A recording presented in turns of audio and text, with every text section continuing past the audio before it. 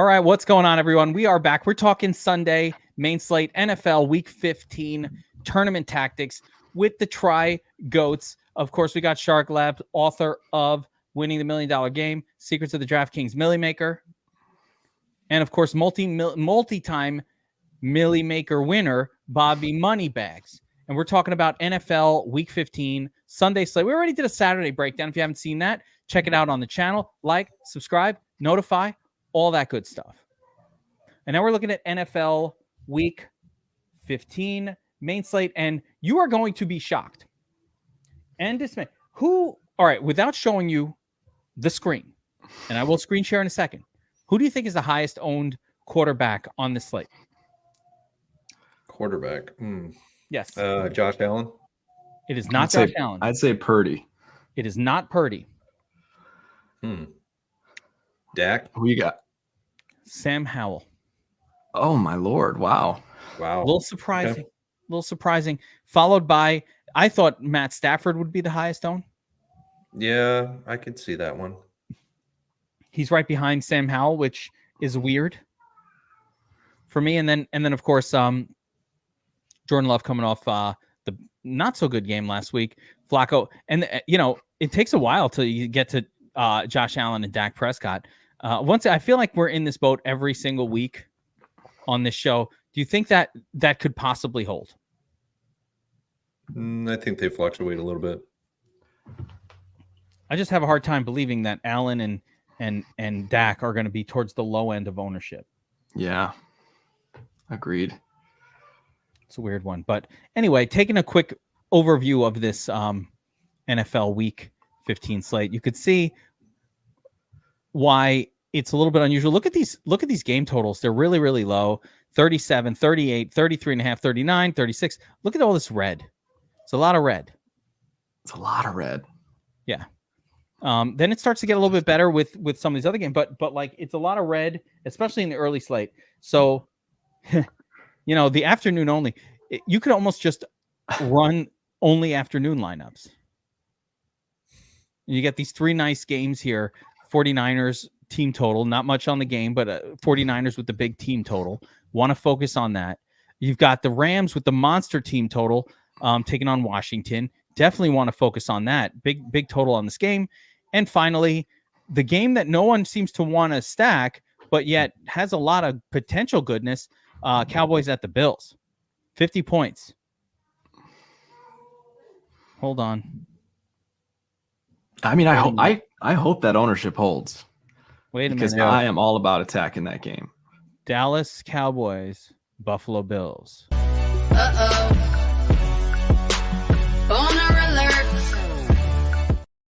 Low-owned Dak and low-owned Josh Allen make me excited. That's all I'm saying.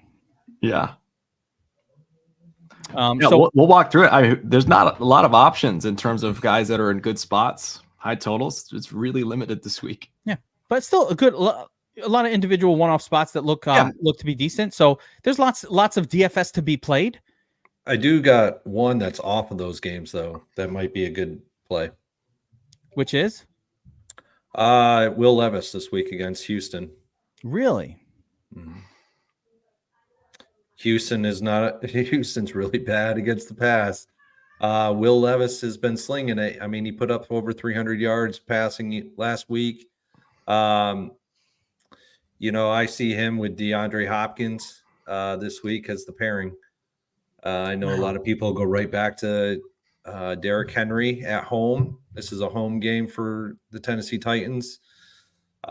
Houston could be without CJ Stroud this week. He has yet to practice at all. Concussion protocol. You could safely assume he is not playing.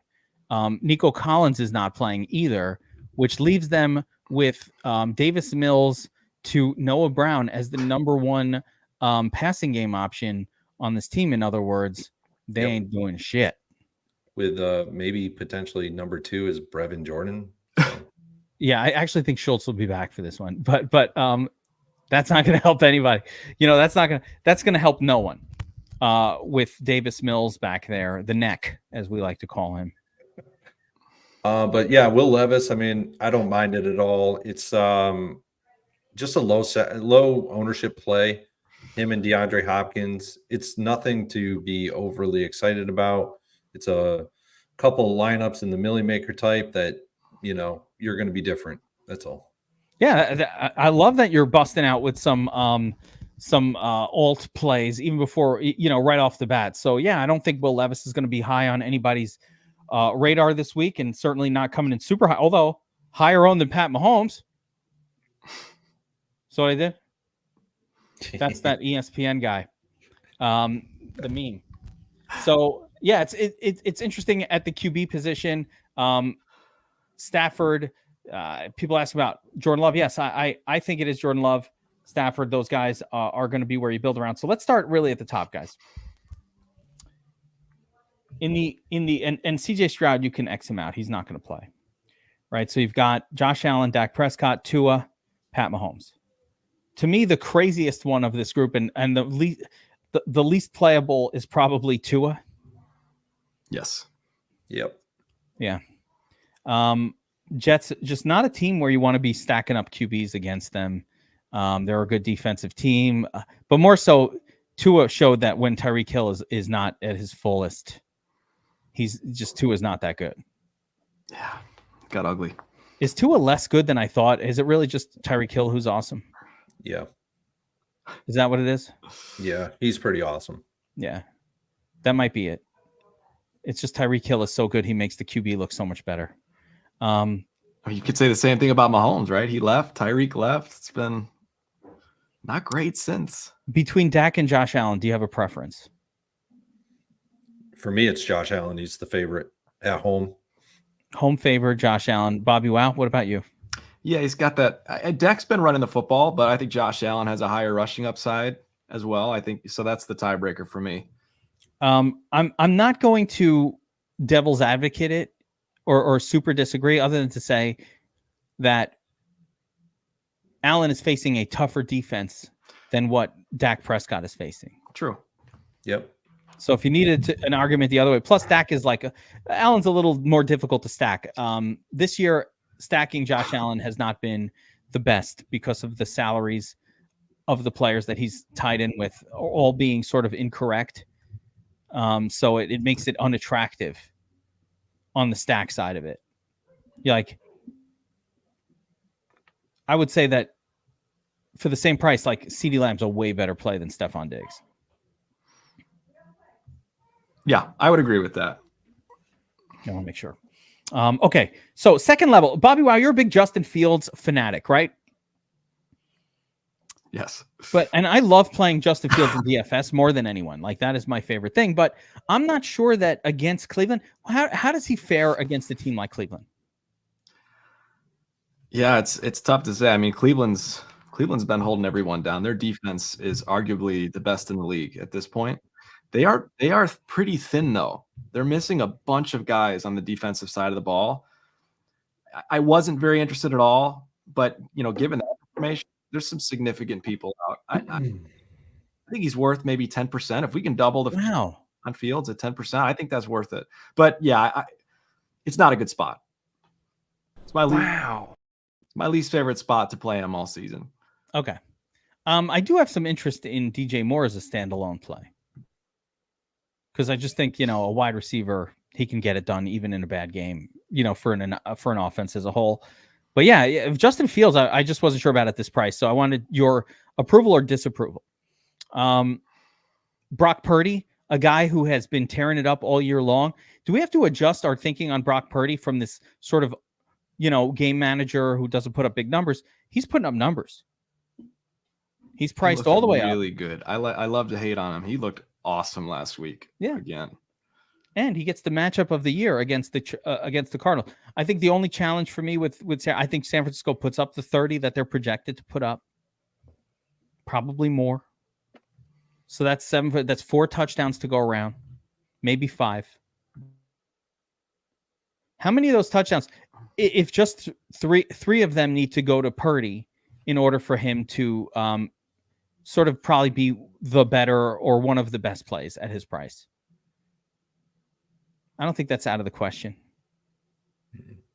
I'm kind of thinking, like, how does it not happen? It doesn't happen if, McCaffrey runs in 2 or 3. McCaffrey runs in 1 or 2. Debo runs in 1. Defensive touchdown. Yeah, I think defensive touchdown. The thing about Purdy for me is I would be willing to bet just about anything that he ends up as the highest owned quarterback on the slate. He'll be over 10% by the time we lock. I think he will be the top guy. It's amazing, man. He's coming in number 5. Joe Flacco's ahead of him. What? Yeah, exactly. That's what I'm saying. What? Sam Howell's not going to be 11% owned. At least not. He's not going to be the highest on the slate. Jay Fleazy is coming in at the 4th highest owned. Really? Okay. That is just the, I guess that speaks to what this slate kind of looks like from the surface. Joe Flacco projecting above Josh Allen and Dak in ownership, not in score. That's weird. But the 2 big guys. So let me go back to this sort. So we talk about Justin Fields, Brock Purdy. Kyler Murray is a big no for me. And then we got Howell, Love, Stafford, no, and then the turd zone. So Howell, Love, Stafford. Burns, take me through this trio, because I think this is an important trio on the slate, at least for me in my mind. To me, Stafford is weirdly the best play on the slate, and I don't even understand how that's even coming out of my mouth, the words. But yet here we are. This is our life now. And Matt Stafford is a good play. I don't understand what's going on. Yeah. I don't, this one's going to be tough. He got there last week. He got there with Puka Nakua last week. Anyway, I think he was over 300 yards passing. I didn't check the final stat line, but he was really close. He had a really good game, and it was like this out of the realm tight end that also helped him get there as well. I'm pulling it up. That was Stafford. Was it Dennis Allen? Yeah, I believe so. Maybe. Yeah, that actually we knew about him. So with Stafford, I think if they're going to stack him up, they want Puka in there because of what happened last week. But really, I think this is a Cooper Kupp week again. I think this is going to lean towards a Cooper Kupp week. But Stafford, I mean, it's a good play. He's got the 100 rating. Arizona's really bad defense, but they got to travel. So if that might lower ownership a little bit on him, but I doubt it. To be honest with you, out of those 3, he's probably my 3rd favorite. I like Jordan Love more. Tampa Bay has been a sieve on the defensive front in the secondary.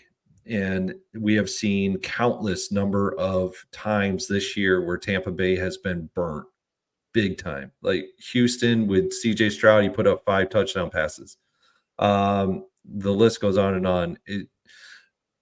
With Jordan Love, it's quite easy, especially if I see Christian Watson's out this week. It just is Romeo Doubs, Jaden Reed, and Tucker Kraft. Watson, you can expect him to be out at this point. I think Dontavian Wicks is going to be out too. So now you only have 3 to really choose from. And Tampa Bay actually does really well against the run. So it's going to limit the fact that A.J. Dillon is going to be a factor in this game. And we don't know yet if Aaron Jones will be in or out this week. I think he's more leaning towards out. But it just allows Jordan Love in the offense in the passing game to actually just light it up here. So he's my 1, and then probably Howell will be my 2, and then Stafford is my 3. But I do like Stafford because he is a favorite, though. Okay. BobbyWow, what's your take on this group? So Burns kind of saying he likes Howell the most of the group. That game is really interesting, the Howell game, but I think he likes Jordan Love. Yeah, Jordan Love or Jordan Love the most. So Jordan Love and Matthew Stafford are at home. Both of them are favored. Howell's the underdog, Burns. That is not a Burnsy kind of play. Sorry, I mixed up Stafford, who he was playing, he's playing Washington. I mean, they're about as bad as Arizona. So I think there's something wrong with Washington. Yeah, there we go. Yeah, it's Stafford that has the ultimate matchup. Stafford and of course Purdy. So, BobbyWow, what's your take on this group? To me, Jordan Love, we talked about it a lot last week for the showdown. Jordan Love is a entirely different player without Christian Watson on the field. And I think we saw it again last week. So matchup is great. You know, Tampa Bay is worse than the Giants on defense. But we saw it last week with Love. We went over the stats. It's just different. The offense is so different. So I'm concerned about a chalky Love if Watson doesn't play. And if Aaron Jones does play, I think that potentially takes away a little bit more as well. So Love is my least favorite of those, not just because he's a Packer, but I just think he just looks significantly different without Watson. I think the other two guys are equally as playable. Yeah, I find Howell the most difficult to figure out because I just don't know who to play him with. At least with Jordan Love, it's really easy to stack him. That's true. And with Matthew Stafford, fuck yeah. I've got Kupp. And if I want to get crazy for the millie, I'll switch it to Puka, get crazy like I'll be unique. But that's it. That's all you have to know with Stafford. He's not doing anything else. And Demarcus Robinson is an interesting WR3 candidate with Tutu Atwell probably not going to play. So okay, I know what I got to do with Stafford. With Love, I really know what I got to do. It's like Jaden Reed and maybe some Tucker Tyler Kraft or whatever, the touchdown raider, all good. I saw the Samori Toure alert go off in your head when Burnsy said Wicks might be out. That's the Geek special right there. No Samori Toure. We just need to, although Samori Toure, but we just need to pay attention to Reed and Dobbs. And I think that Reed is the clear guy that's ahead of Dobbs right now. And I actually like the tight end there. So it's really easy to sort of stack Jordan Love. And let me ask you about this Packers-Bucks game. Is there a little bit of sneaky, no one's really thinking about it, shootout appeal here? Could this game be that weird game that no one was expecting to pop? And it just does it. All of a sudden, Baker Mayfield's tossing touchdowns to Mike Evans and it becomes a real game. I have a weird thing that this might be, that could be that. It's not usually going to happen on a Packers game. They do play slow, but maybe. I mean, the game last night was a total of 34, and they about tripled it. So I suppose anything can happen. Yeah, in fairness, they tripled it in the first half. It was 30. There was 40 points on the 42 points on the Raiders at halftime. Dude, that was crazy. I looked at halftime because I don't do the Amazon Prime. I'm like 42-0. What the hell is going on here? Burns, you don't have Amazon Prime? I do. I don't do Amazon Prime now. I don't know, Geek, about the shootout. The Bucks are coming up to Lambeau. It's gonna be a little chilly, not cold. It'd be like 35 degrees, I think. A little drizzly. We're just gonna glaze over the fact that Burns pays shipping when he orders on Amazon. We're fine with that. I don't pay shipping on Amazon. I don't know, but because I don't know, the vendors that I use on Amazon, there's just no shipping. So I spend more than I need to for it. I'm just messing around. I feel like Prime is something that you have to have. It's like that subscription's kind of I don't know. I feel like it's like there's so much shit. I didn't even know you could not have Prime. When you order on Amazon, it's still free shipping. Why do I have Prime?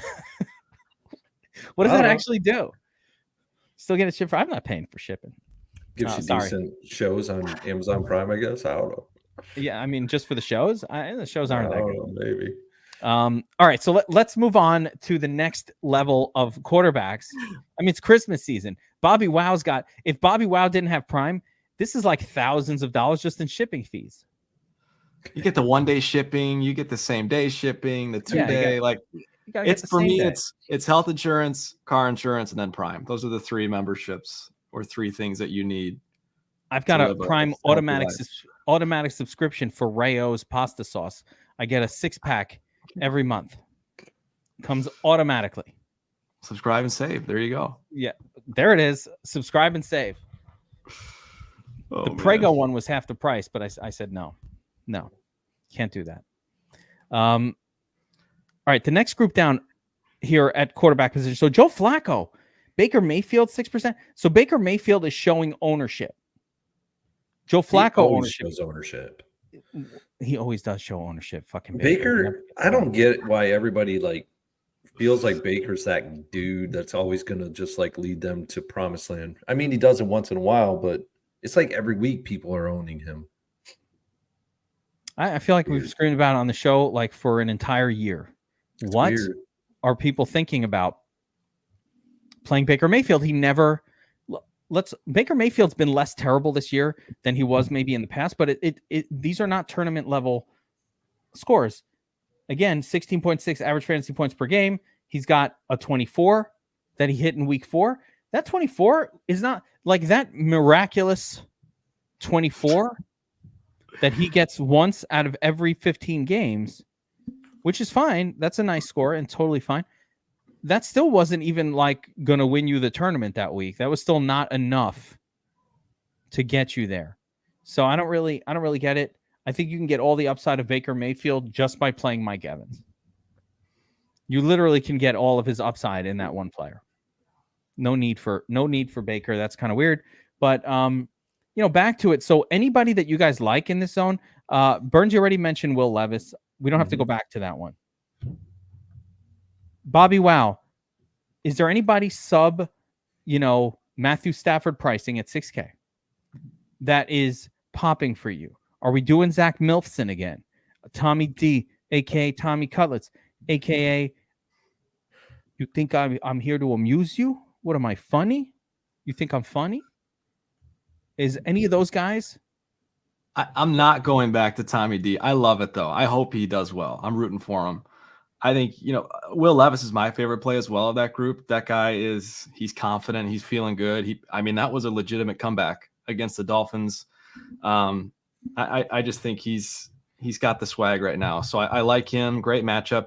I do think you could go back to Zach Wilson. This to me is the game that could get a little sneaky in terms of scoring. Okay. If Zach Wilson can do what he did last week, and I told you Zach, he was back. Then and Tua has Tyreek. If Tyreek plays, that I think this game could get interesting. I really do. And Zach Wilson at 4,900, we know he's easy to stack. Throw Garrett Wilson in the lineup and move on. I just think that's an interesting spot. One person who I weirdly like with Zach Wilson as well is I think if Wilson is having a competent game, you could play Breece Hall in that lineup together with him. I always say Conklin's an easy one. But you could play if there's a competent game being had, Breece Hall will have a big game. The Jets don't play competent when Breece Hall, or when the Jets implode, which they could definitely do. The Jets are one of two ways, kind of like the Giants actually when they had Daniel Jones. And the Giants now with DeVito. The Giants are going to do one of two things. I'm going to say the exact same thing actually about Tommy DeVito. If the Giants are playing a competent game and Tommy DeVito is playing a good game, the person who benefits the most is Saquon Barkley. I think the same thing happens with the Jets and Breece Hall. They're still not going to throw at the 2 yard. You're like, hey, Zach Milfson, let's run a pass at the 2. What kind of maniacal death wish would the coach have to ever think of such a thing? It's we're at the 2. Let's run it because this knucklehead's going to throw an interception if I let him throw it. Isn't that exactly what you think if you were the coach of any of these teams? You don't throw it at the 2 yard line. It's a miracle that we're at the 2 yard line. That's a good call with Breece. Yeah, I think that's totally right on. And Breece, he smashed last week, right? Yeah. Yeah, he did. Yeah. When he didn't smash, yes, it actually was the highest scoring running back on the slate. When Milfson is competent, Breece is one of the best running backs in the league. Yeah. But the Jets offense is so incompetent most of the time that running backs, I don't care how good you are, you can't get there if your team is just not able to move the football from between the 20s. You've got to get towards the goal line if you're going to score as a running back. Tommy Cutlet's not as good in New Orleans. I just think all the stars aligned for him last week on Monday because, he was home. He was in front of his home crowd. He lives real close to the stadium and in the Meadowlands. I just think all the stars aligned for Tommy D. So Packers were giving the ball away. Yeah, a lot of things came together. It was also a 2-game showdown, and you know that weird shit happens when it's a 2-game slate. He rushed for 70 plus yards too in that game. I love it. He was looking to run that first read, fly. and then he was gone. Yep. He's not even fast, by the way. He's just a willing runner. You watch him out there, he's Daniel Jones slow. He did that a lot at Syracuse and Illinois, though. Where he did, yes. If it was first read, I'm going to just take off. But it got it done against Green Bay. Burns, I got something for you that I just recalled. Oh no. My daughter. No. This is personal. My daughter got into Ohio State. I know you'd appreciate that. She's not going there. Probably not going there. Well, tell your daughter congratulations, because actually, to tell you the truth, Ohio State is an extremely difficult school to get into academically. Really? Yeah, that's all. She just got Georgia also. So a couple of acceptances. Congrats to your daughter. Congrats to your daughter. Last couple days. We'll see. We'll see where it ends up. I'm just like, is there a Scully involved? Any money back? There never is. There never is. But I was thinking of you because I was like, Burns went to Ohio State. He'd like this one. Yep. All right. Let's shift focus to the running back position where the money is made. Last week, the money was lost if you played the chalk at running back. Moss and McCaffrey both disappointed. Everybody else worked out great. Everybody else worked out just fine. But if you play the chalk, you got busted. So let's give a little chalk sort here. Keep an eye on the time. We'll keep a chalk sort here. Looks like Zeke Elliott at the top of the list. Uh-oh. That's crazy. I need an bad chalk alert.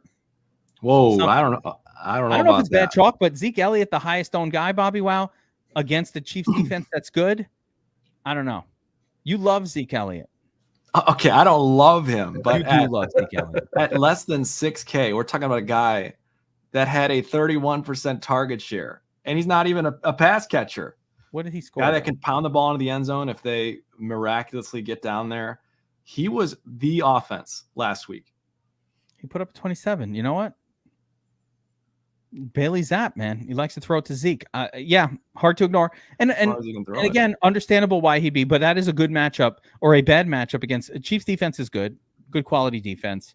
But the flip side is the Patriots are at home. Understandable. Best matchup on the board by far, Kyren Williams. I'm a little surprised that McCaffrey is going to get ownership. I love his matchup, but got to find some value to squeeze him in there. I think all three of these guys are great. Breece Hall, number 4. Tony Pollard, Bijan. Antonio Gibson now popping with the news that Brian Robinson Jr. will be out. So now you'll get a little bit of ownership on Gibson. He might be the best stack piece with Howell. That might be. Yeah, that's a great stack with Howell. And be careful on the optimizer because, again, I keep talking about Howell and he gets it done with smoke and mirrors. This is the kind of guy, he would get it done like here with Gibson, where you're like, what wide receiver did he throw to? None of them. The other piece of news that came out, and I'm not really seeing much effect of the ownerships, is, Isaiah Pacheco is going to be out again. Which corner what happened between Hilaire and J-Rock McPoynan last week? Did we have any sort of they split snaps? Hilaire got all the carries essentially, but McKinnon was out there a bunch. So I don't know that either of them are great, but Hilaire's only 5K. That's not that cheap. So the snaps were essentially even. Hilaire was 48%, McKinnon was 45%. The rush percentage on Hilaire was much higher, 61 to 22. And Hilaire actually had target percentage higher, 10% to 7.5%. Why does Hilaire suck so bad? He should have done well with all of that work. Yeah. But he's Clyde Edwards-Hilaire. I don't know. Are we interested in these guys at all?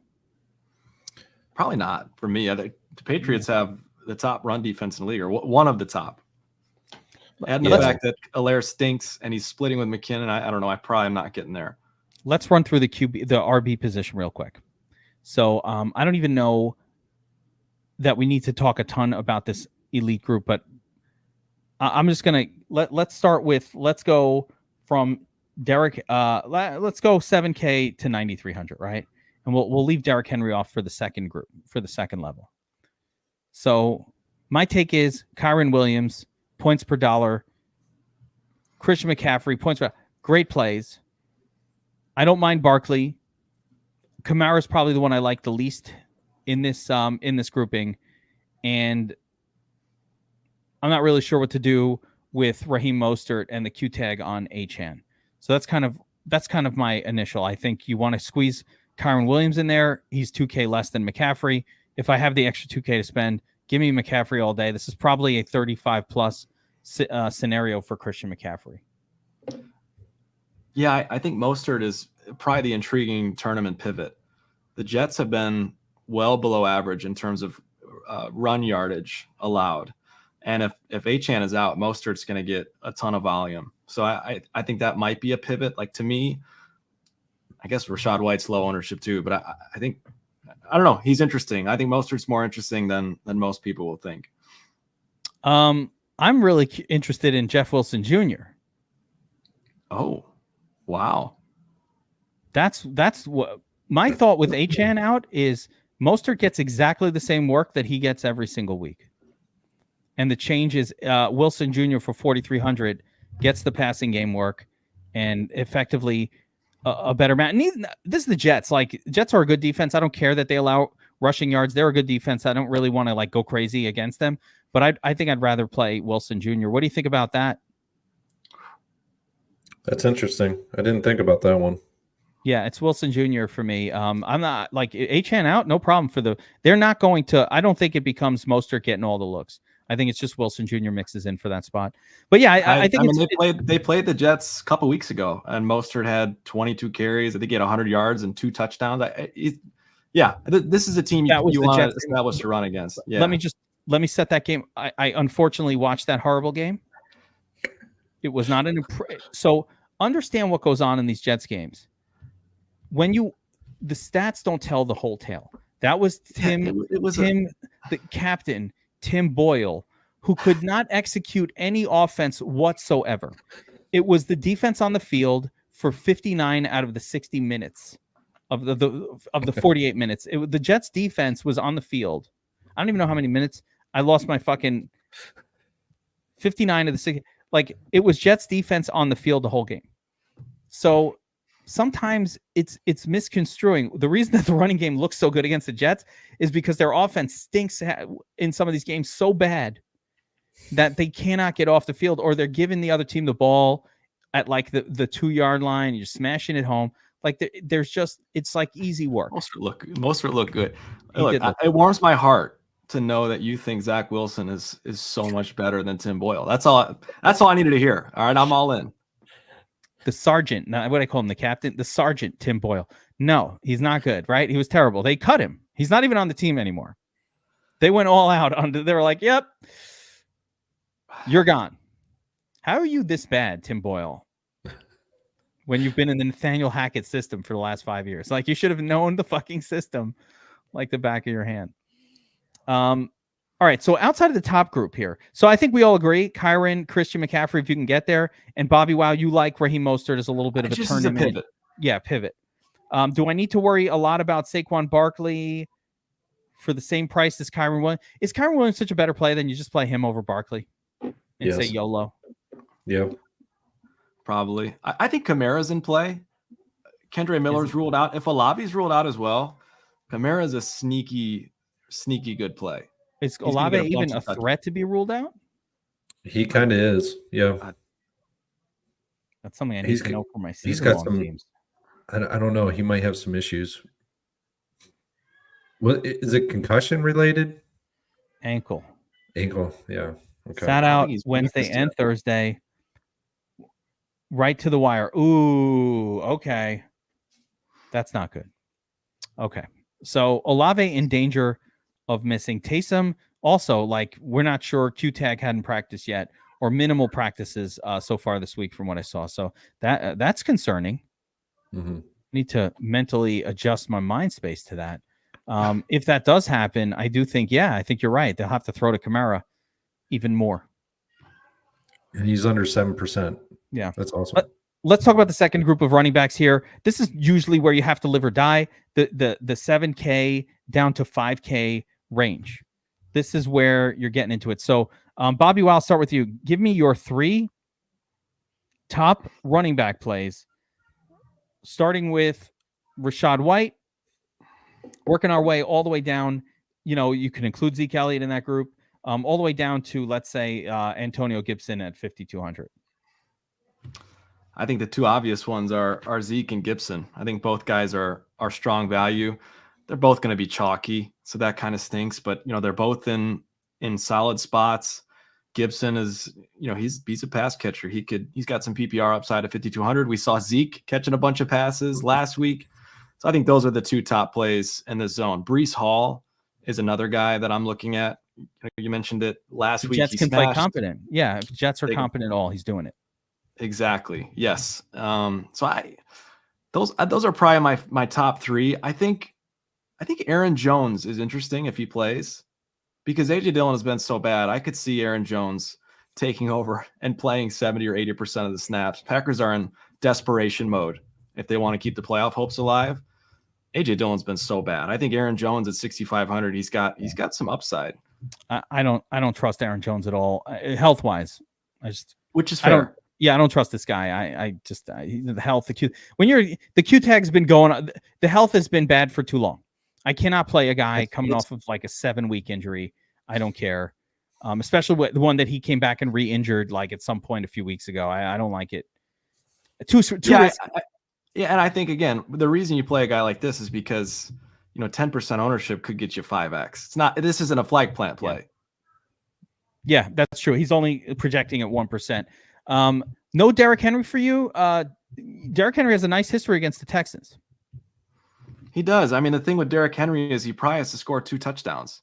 Yes. So to me, I'm betting a 2 touchdown prop, and then I'm not playing him on DFS. That's probably the way I'm going. That's fair. That's fair. He does need to score twice, or he needs to get about 150 rushing yards and a touchdown. If you do watch these games, you'll note that Spears does work in a lot, like 50% of the snaps at this point. Not 50% of the carries, but 50% of the snaps, and he is taking the vast majority of the passing game work as well. So, Burns, in this group here, BobbyWow mentioned, of course, Zeke Elliott and Antonio Gibson are 2 injury fill-in guys. Great. Both guys, lots of passing game work, cool beans. I will say this about Antonio Gibson. There is another dude on the team that got carries when Chris Rodriguez or something came in when Robinson Jr. went down. It wasn't like they just, okay, Antonio Gibson, you're the man, you're going to get it all. He will not get it all. They'll still mix it up, but he'll get more action than he normally does. I'm not sure that's enough to justify 5,200. I'm still on the fence about it. Yeah. Like, it's not a lock button play is what I'm saying. If I knew that he was getting all the touches, I might want to lock him in. This is not a lock button situation. Burns, who are your plays down here? I don't know if we touched on Rachaad White at all. I think Rachaad White's in a good spot on the road up in Green Bay. I think him and Mike Evans are your plays in this game for Tampa Bay. But I actually like Rachaad White more than I like Mike Evans this week. Green Bay is actually decent to good against passing plays. Which brings me to Rachaad White. I think he can get it done this week even at 7K. It's the highest we've seen him all year. It's really high for him. But I think he can make value this week. Whether he gets to that 35-point barrier that we need, I don't know if he can do that. That is tough. But I think he can get you the 25, 26.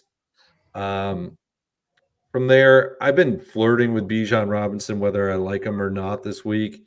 I'm leaning more towards not liking him, but he's not a bad option this week. Carolina, you beat Carolina via the run. They're really good against the pass, but against the run, they're not so good. From there down, we talked about Breece Hall. He's a great play this week again.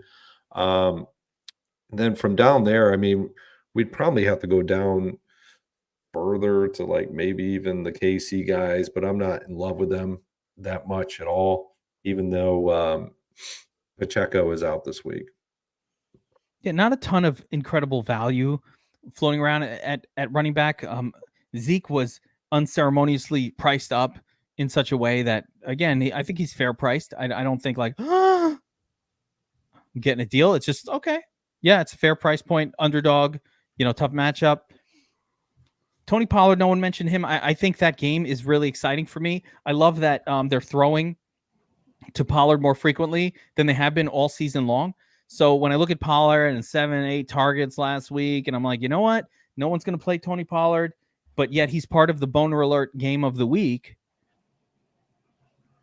And the Bills aren't special against the run. They're a neutral defense when it comes to running backs. So, I'm going to have a little bit of Tony Pollard exposure personally. He's cheap. Yeah, the price is okay. The price is acceptable, right? If you would have earlier this season, you would have thought that Pollard is an 8K player. So okay, down here at 7K. And my one super punt, the sneaky play of the slate, the Geek special, the one that you didn't hear about anywhere else but here, is Jeff Wilson Jr. If Achane is out, I need give me my 4K Wilson Jr. Where is he? 4,300, I think. Can't even find him. He's so cheap. Look at this. It's almost free. You want to find me a wide receiver? If he gets 14 touches, which is what the second running back normally gets, and what's interesting for me is Jeff Wilson Jr. weirdly tends to get the passing game work. Don't ask me why. They hate throwing to Raheem Mostert. Don't know why. He can catch a pass. It's not like he can't. But for some reason, the way that they seem to operate, it tends to go to Jeff Wilson Jr. As a matter of fact, I think he started. I don't know if he started, but I think he was in a game a few weeks ago where where Achane was still hurt. And after Sullivan Ahmed and whoever else had been playing was out. And yeah, he got some target. 11 carries, 3 targets, 10 fantasy points, right? This is what I expect. That type of volume. Some carries, some targets, 14 total touches. In this case, he got you a 10. Fine, that wasn't quite enough to justify the 4K. 4, 8, 12, 16 is what you need. 20 is amazing. But if you tell me Jeff Wilson can get 14 carries in the Miami, 14 touches, including 3 targets, I mean, that's all Achane's been getting, and he's been putting up 25 and 30. We're paying 7K, 7,500. So basically, it's Achane at a discount. A little less explosive. That's bold. A little less explosive. I get it. That's bold, but I think too, it's not like Raheem Mostert is the healthiest guy in the world. So it certainly is within the realm of possibilities that he goes out. He's been dealing with injuries too. So that's what I was about to say. Now, another reason. The tournament tactic, the way that this twists, Mostert gets hurt. Oh gosh. We're trying to win $1 million. See, I don't do that if the guy's going to get a 0. I don't do that on a main slate if the guy's going to get a 0. But there is a slim scenario, and I will give that a 15% chance of happening, that Mostert bangs something up in this game. Wilson is now the last man standing and winds up with 25 touches. Wins you the tournament, $1 million winner. BobbyWow, more money bags. Don't know where to put them. The safe is full. And that's it's an interesting call. I think you're right on. Yeah, it can happen. So anyway, that's it for the running back position for me. Guys, any final thoughts on the running backs, or we will move on and talk about some wide receivers? Looks like we're moving on. Okay, great. All right, so let's I mean, Jeff Wilson Jr. No one's playing him. That's really intriguing. Seriously. Yeah. Let's play Kyron. It allows you to afford maybe Kyron or Christian McCaffrey. By the way, I think the other thing I would say just on the running back slate is like, if you're at like 7K and you're looking at Derrick Henry or maybe try to get to Kyron Williams. I think Kyron Williams is going to crush this slate at 7,500. Like, you got to do what you can to get him in your lineup. Like him a lot this week. Yeah. He's also way more expensive on Fanduel than DraftKings for good reason. Fanduel prices them more correctly than DraftKings does, and he's way more expensive. Like, he's over 9K, I think, on Fanduel or right in the high 8s. Like, he is a crazy expensive player on FanDuel. That is a lot for him, but he's getting it done. I mean, 2 weeks ago he had a 40 burger, coming off of injury. So Yeah, no, he's awesome. That's what I'm saying. Like, try to get him in your lineups. That is the guy. Listen, we talk about Jeff Wilson Jr. Great, but fucking Kyron Williams is getting ready to put up like a 35. Wilson Jr., I'm hoping for a 12 or a 16. So let's manage expectations there. Let's talk about the wide receivers real quick, guys. I'm going to go through the expensive group, and I want you to tell me where you differ so that we can quickly run through this and get into the meat and potatoes. So right off the bat, I think that CeeDee Lamb is the better of the pay up options at 9,200. Cooper Kupp is my cash guy at 7,800. I think he is the points per dollar winner on the slate with the best matchup. So I love Cooper Kupp there. To me, Diggs is only somebody that I can stack with Josh Allen. I don't have any solo interest in him whatsoever. Deebo Samuel is that guy who has been getting it done week after week after week. You can't ignore it. But at the same time, the floor is not the same as what we get from a Cooper Kupp or a CeeDee Lamb. And, it's much lower. Puka is just for me an alternate off of Cooper Kupp for shits and gigs, GPP purposes. And that's the only thing. I'm playing him in my Stafford solo stack with him, but I have no interest in him sort of like a standalone. If I'm going standalone, it's Cooper Kupp. And Evans is a guy who could put up 3 touchdowns on any given week, on any given slate. You never know when it's coming. It's rarely matchup related. So he stays in the GPP only mix for me. And the final, I guess, that's shown on screen here, I don't know if you guys can see the screen. If you guys can't always see the screen, but I know you guys at home can see it. Finally, Brandon Ayuk is like also for me, one of the San Francisco guys usually smashes. It's hard to guess who that's going to be.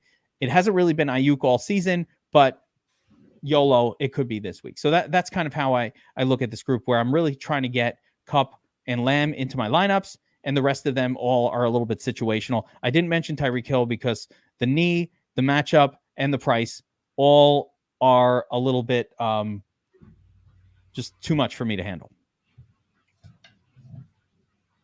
Don't nod, BobbyWow. Tell me where I went wrong on this, because you're always right. No, that's not true. I don't think you necessarily went wrong on anything. I'm a little more interested in Diggs than you are, because he is almost 1K cheaper than CeeDee Lamb. And look, he's been so bad, but he's one of those guys that at some point he is going to explode, and he's running out of time. So, at under 10% ownership in that game of the week, like, that's a spot I'm willing to take a risk. I'm willing to take a risk for a 0 to get 20%, 25% Diggs, if not a little bit more. That is going to be a lot of Diggs. Does it have to be in a non-Josh Allen line? I don't mind him I like him in my Allen line. I just don't really see why I need to play him outside of that. Because I'm going to be playing, I would say at least 60 to 70% of my lineups will revolve around this game. That means so Dak at quarterback or Allen at quarterback. Wow. I think Diggs is playable. I think Diggs is playable in Dak lineups as well. Yeah, Dak. Yeah, that's a game stack. So I'd be fine with it. You're going that heavy on this game? I would say at least 50%. Yeah, at least half. All right, I love it. Mateo's asking why Kupp over Puka. I feel like the Puka games where he's done better was when Kupp was banged up. Like it's usually when Kupp is banged up, so I just prefer him. But like I said, I don't mind. If you're playing Stafford, everybody's playing Stafford to Kupp. Play Stafford to Puka. Play Stafford to Puka to try to win $1 million. Like, that's how you should do it. Burns, any thoughts on this upper group, or are you kind of in agreement with me and BobbyWow here? Anything unique about it that we didn't talk about? No, I think you guys hit every one of them right on.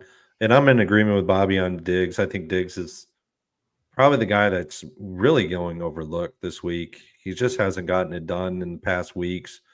And he's a guy that can get it done. He likes playing at home more than he likes playing on the road. I just like this. I just like Diggs this week a lot.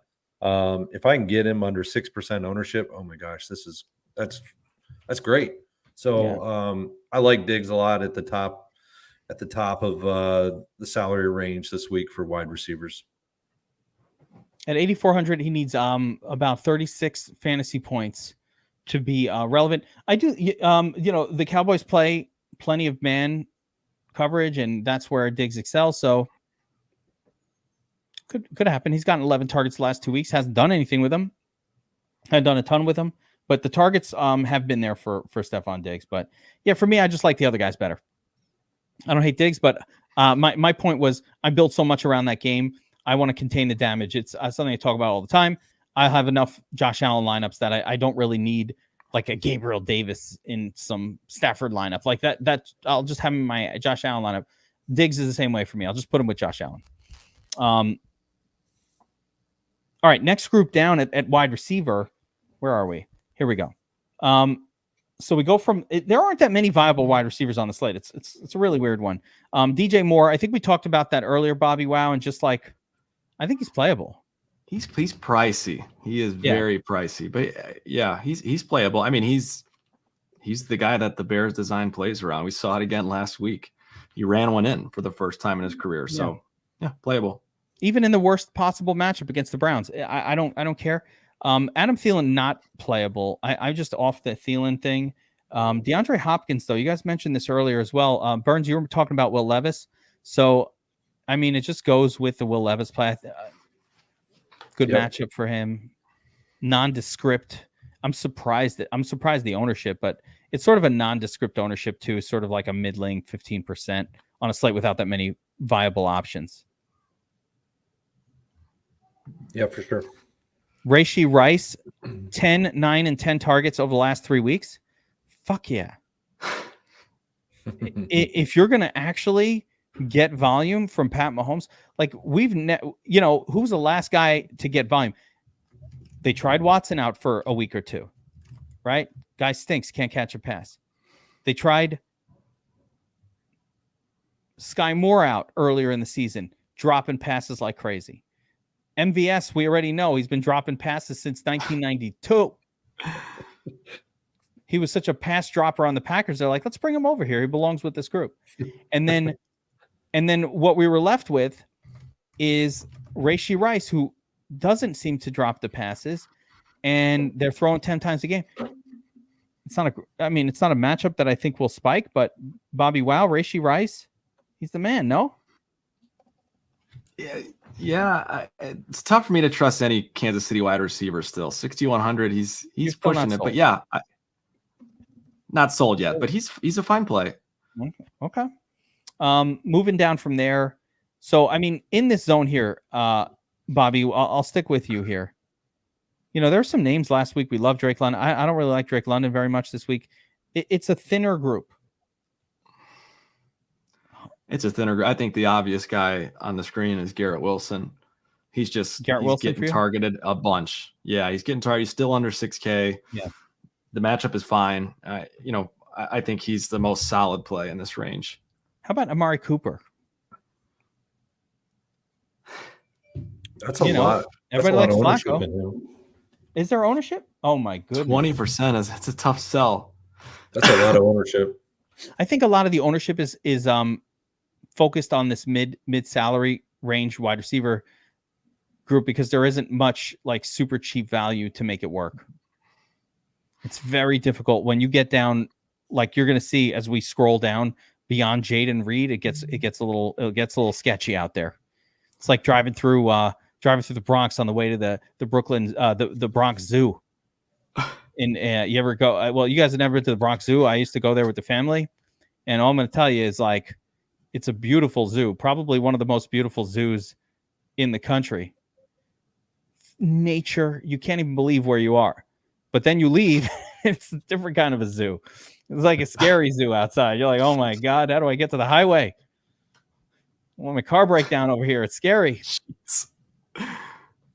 Been there. I don't even know where I was going with it. Who are we talking about? Where did I get to that from? I don't know. That's what this whole zone feels like. A little scary out there, a little sketchy. So, Garrett Wilson, Terry McLaurin. I mean, you like Sam Howell? Can we TM sizzles? Yeah, you'll want to mix them all up. If you're playing Sam Howell, you'll want some T-Mac, you'll want some Jahan Dotson, some Samuel. That you're gonna have to mix them up. I wouldn't play two. I don't even think I'd play two in the same lineup, but I would mix those guys up. Burns in this grouping here. So BobbyWow says Garrett Wilson pops, and I agree. Anybody popping for you? That's not that. Obviously, I know you like DeAndre Hopkins as well, but anybody else there? Is Amari Cooper interesting? I mean, Amari, but the ownership, I just don't like that ownership. I mean, that's a lot of ownership in him. But a guy down below that I just like the game. I like Romeo Dobbs. I mean, in Jaden Reed. Yeah. These are two guys that are, if Christian Watson's out, these are the two guys in Tucker Kraft that are going to have to produce for Green Bay to win this game. And Jordan Love, he can get it done with these two, I believe. I don't know.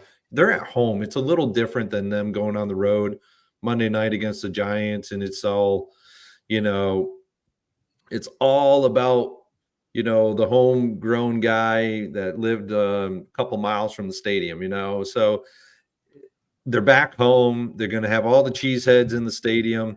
It's going to be a different matchup. Tampa Bay is their Giants are much better defense against the pass than Tampa Bay. Tampa Bay is very porous against the pass. I think they right the ship. Romeo Dobbs and Jaden Reed, load them up in the same lineup with Love. And, I think could be all right. So I think that's where we can get to in this range as well. There's what not I love much about going Reed on. is that he doesn't need Love to go off. Reed can get it done either. He scored 21 points last week at 4,900. That's plenty. Exactly. I love Reed. Yeah, I think Reed is borderline a core play at this point. Like with the lack of value available. So just look at what happens after these two. And I did notice somebody now that's viable. But first of all, just slightly before these two, I would say this: Gabriel Davis. Again, I like that they reduced his price, and that's always fine to mix with Josh Allen. But again, not somebody I'm playing standalone. Drake London. This is not the spot for Drake London, although it's still fine. It's just last week was so much better. The matchup was better. I usually think that a team like the Falcons will take the run when it's there for them, and it will be there for them against the Panthers. Brandon Cooks Q tag. Don't know what to do with that. Marquise Brown, just no. Noah Brown, no. Brown. Christian Watson hurt. And there's just not much going on down here where there's a couple of plays, but not a lot. So, I mean, Curtis Samuel is a Howell mix guy, 4,600, a little expensive for him. Rashid Shaheed with Olave out. That's who I was thinking about. If Olave's out, yes, he's. I mean, maybe even without Olave out, he's interesting. Yeah, I think he's playable. Giants, scrappy, but not like a shutdown defense by any stretch of the imagination. The other two that I find interesting, or three, if I had to pick three from here, and then I'll go to you guys to see if you either agree or have somebody else in mind. But Demarcus Robinson, if he starts for the Rams, I mentioned him before. He's a nothing special player, but he did get like 8 or 9 targets last week, and that's fine. Starting for Tutu Atwell. Wan'Dale Robinson looks like the best of the Giants wide receivers in terms of expected value. Like my thought on Wan'Dale Robinson was very simple. He's probably not going to burn your lineup. Like he'll probably get you you probably get 6 targets in a bad game. Yep.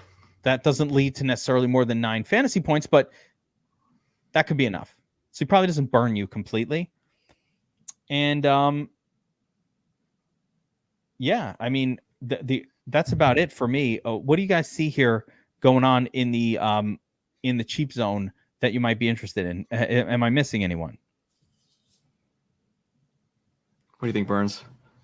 No, I mean, that's probably where the ownership is for me is going to gravitate towards. I mean, they're the highest, they're projecting to be. Oh my God, Marcus Robinson, 17%. What the heck? I thought I was being sneaky. He's not sneaky anymore. It's because that game's going to garner a lot of ownership. And it's going to gravitate towards your cheaper guy. That's kind of why I like Cooper Kupp this week. He's the highest salaried wide receiver in that entire game. And it may lead to his ownership being slightly lower than we're normally accustomed to having Cooper Kupp in ownership. But down here, I mean, those are your guys that are top point per dollar guys. I'm surprised Demario Douglas is this high, like for a point per dollar, 2.64. I would expect him to be much lower. I mean, he's been hurt. Kansas City is a pretty good defense against the pass. I'm not trusting that one whatsoever. He's getting a good projection. But I'm on board with exactly how you laid it out, Kev. I like Rashid Shaheed, Wandell Robinson. He does it all. Like he catches passes short.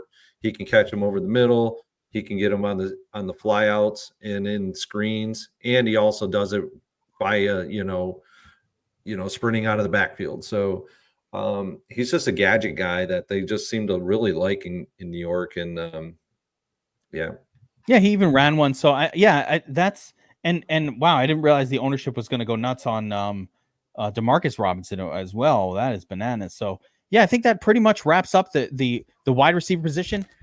Two honorable mentions real quick. One would be Michael Gallup. He got 5 targets last week, scored a touchdown. We're going to need some value in the Cowboys game. I think he's interesting. The other guy that I think is interesting that might be the sneakiest is John Mechie.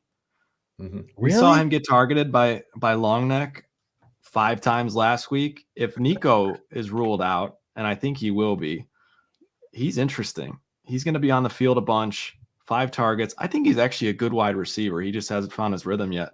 He could be a sneaky little play. I really hope Mechie becomes a thing at some point. But I'm not. Yeah, I'm.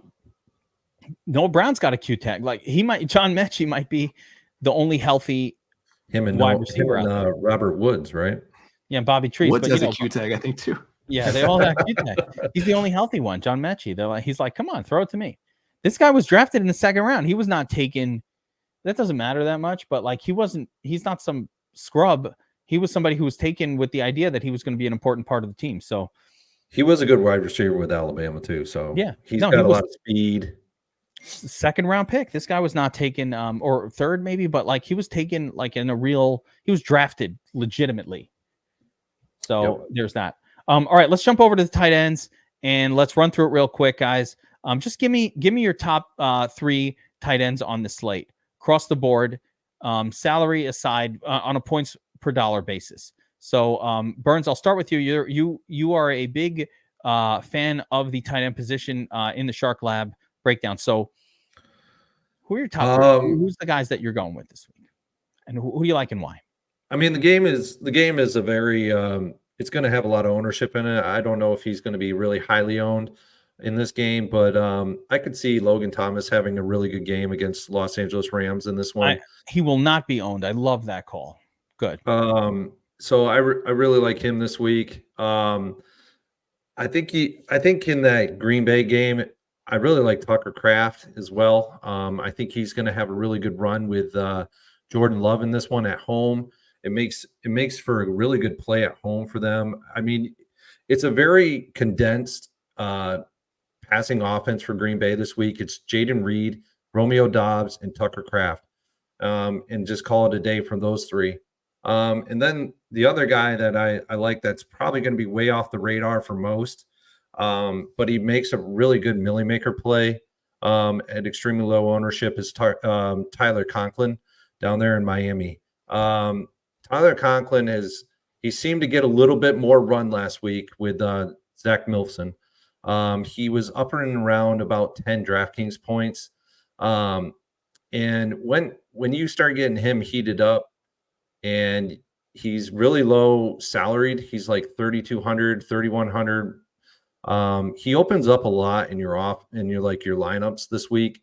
But once he gets rolling, he could be upwards around 4K next week if he goes off for 15 to 20 points on DraftKings this week.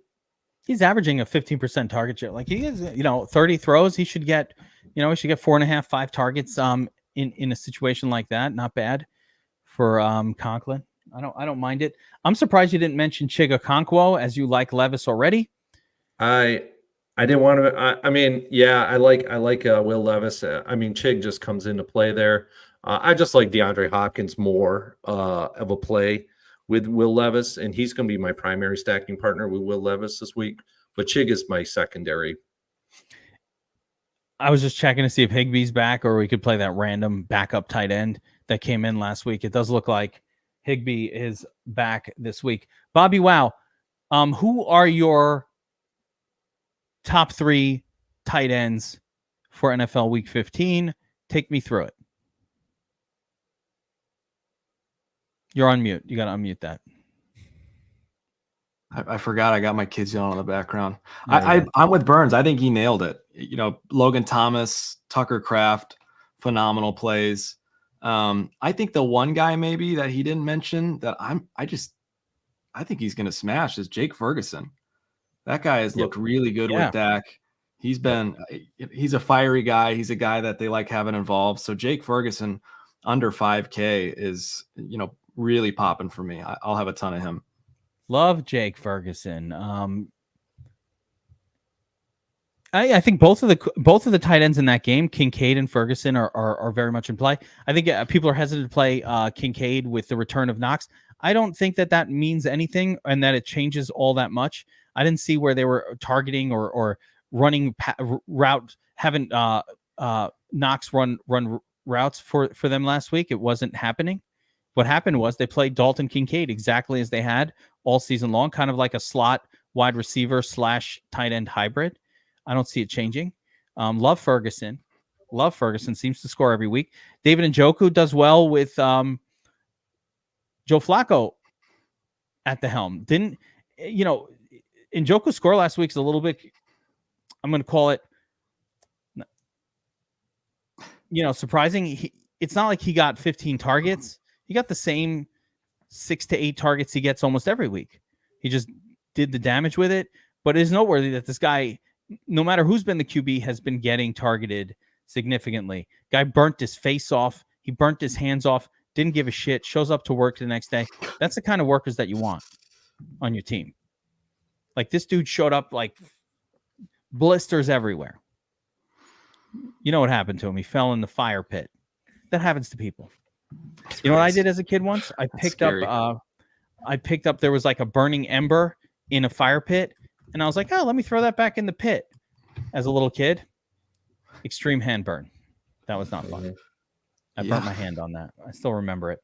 So it was just Chig. There's no one else here. I agree with you, both of you guys, on this tight end position. No one mentioned Travis Kelce. No one mentioned George Kittle. No one mentioned Taysom Hill at this price. And I agree with not mentioning those guys as well. Travis Kelce, sure, fine, whatever. George Kittle, sure, fine, whatever. But good luck, when he doesn't do it, burning your whole lineup at that price. And then Taysom Hill. Taysom Hill's in the exact same role he's been in since he was priced at 3,500 and we weren't playing him. Why the fuck am I playing him at 5,500 just because he did a couple weeks ago? Like, he's been doing this for the same team for 5 years. He's settled in at where he's supposed to be. Outside of a QB injury, you don't play Taysom Hill at 5,500 on DraftKings. Hell no. As a matter of fact, it's beyond the hell no. What's Dolores have to say? I unfriend you. That's not how it works. No. Dolores knows. She does. Dolores knows all.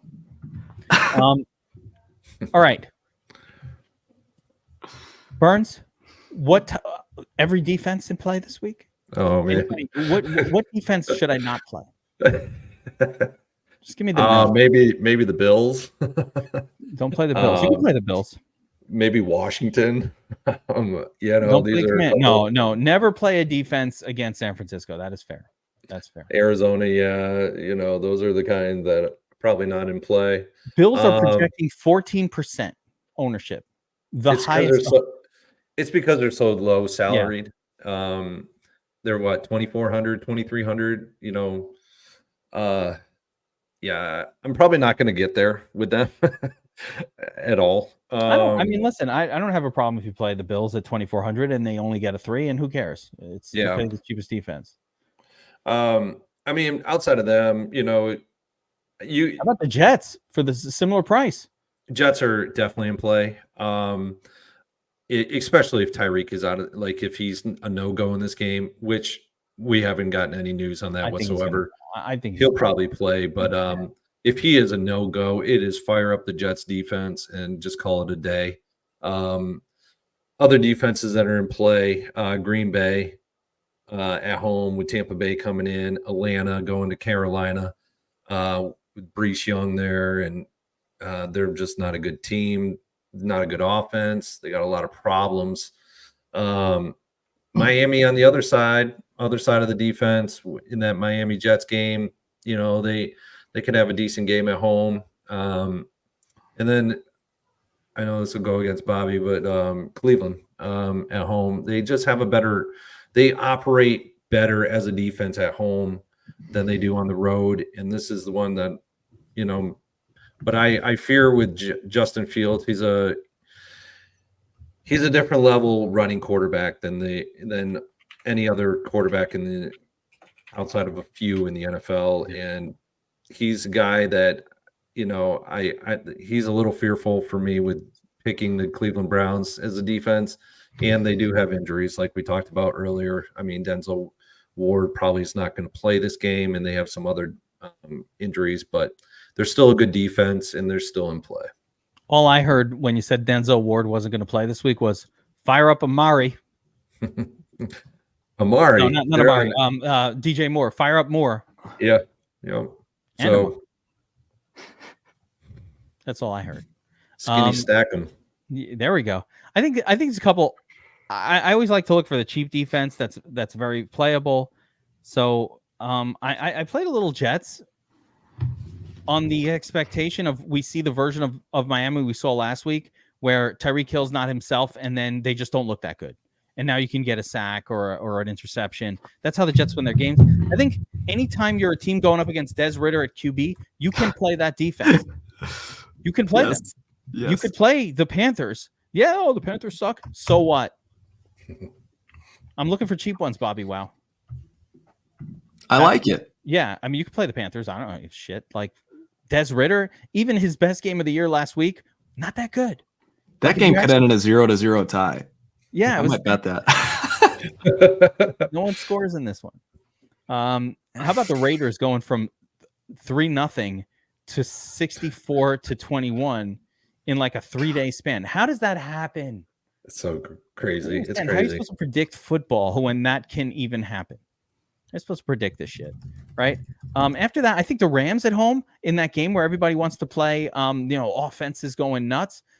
Yeah, the Rams defense at home. Sam Howell definitely can throw an interception, can fumble a football, no problems there. So there's a couple spots here I think that are really good. The Titans, where are the Titans on this list?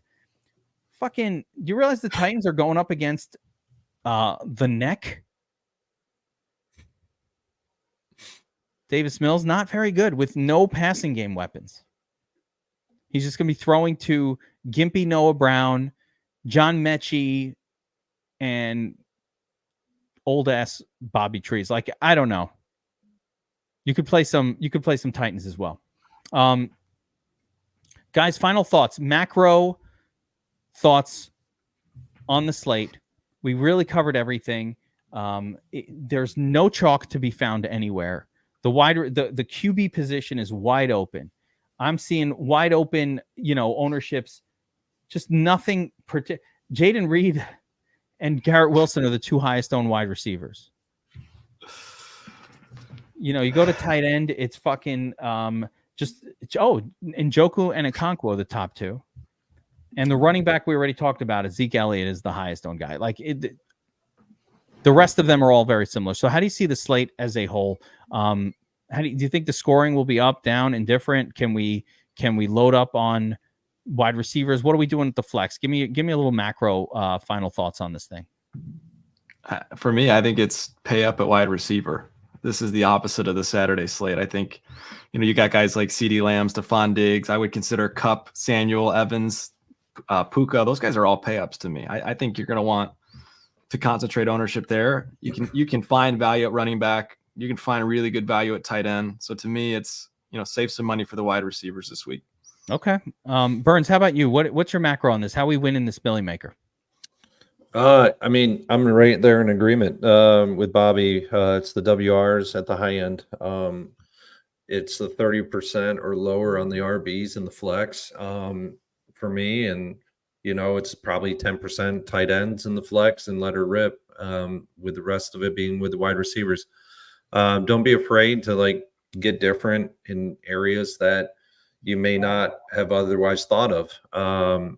We can get different with our tight ends. You know, we can get those low salaried guys at tight end that we talked about on this slate, on this TT show. And, you know, we get different there. And then we get a little bit different at the wide receivers in the middling range. So I like it. I'm just going to actually just talk about my schedule rather than a final thought, which is for DFS Army subscribers, we'll be back tomorrow with the Players Club, where we put the lineups together for the NFL Week 15 main slate, the Sunday slate. So we'll build some lineups together. We'll do a final run through of the slate. It's an awkward day. There's 3 games. I want to watch those games too. So you always have a weird time. Like, when am I going to time this? I figure like somewhere in between. I don't know yet. It'll be early though. It'll be after the start of the first games where I want to do it. We can watch the game and build lineups as simultaneous as possible. We will have the Players Club tomorrow for DFS Army subscribers for this weekend slate. So just be aware that we're going to do that. It is always a little, like I said, it's always tricky trying to figure out how to do this content when you have this slate. I want to focus exclusively on Saturday until like the first game goes off. And that's kind of how I like to do it. It's hard for me to split the brain space to all these different things.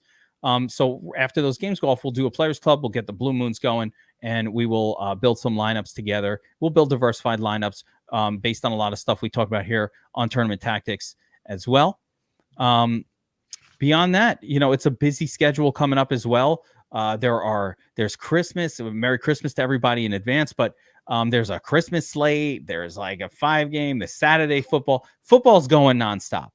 And, you know, just be in the Discord. All I have to say for the DFS Army subscribers, make sure you're in the Discord. We're updating what we're doing, when we're doing breakdowns, all that stuff, cheat sheets, all that good stuff for the next few weeks, because we have a lot of 3-game slates, 2-game slates, a lot of really fun broken up slates like that to end the season. So we're going to go out strong. I want to wish everybody a good luck on week 1 of your fantasy playoffs. I hope you kick ass and take BobbyWow. Did you make the playoffs in the staff league?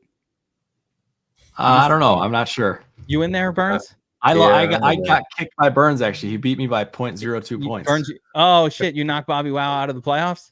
Yeah, and I just beat Josiah last week, first round of the playoffs. Oh, yeah. See, we had it was weird. It was weird. I chimed in so late. I didn't notice there was drama in the staff league where it was set for the first week of the playoffs, so 1 week too soon.